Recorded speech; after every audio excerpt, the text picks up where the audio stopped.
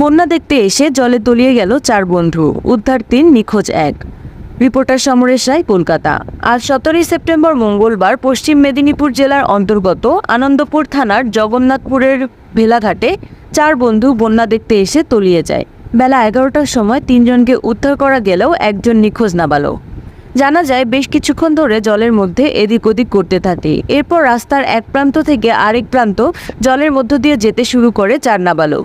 কিছুটা যাওয়ার পর হঠাৎ ওই জলের স্রোতে নিয়ন্ত্রণ হারিয়ে তলিয়ে যায় 4 নাবালক। বেশ কিছুটা জলের তরে ভেসে যায় তারা। সেই মুহূর্তে দূরে কয়েকজন যুবক গাড়ি ধুচ্ছিলেন। হঠাৎই তাদের চোখে পড়ে ছেলেগুলো জলে ভেসে চলে যাচ্ছে। যুবকরা তৎক্ষণাৎ জলের মধ্যে ঝাঁপ দিয়ে ভেসে যাওয়া বালকদের কাছে পৌঁছায়। কোনো রকমে উদ্ধার করে ভেসে যাওয়া বালকদের ডাঙায় নিয়ে আসে।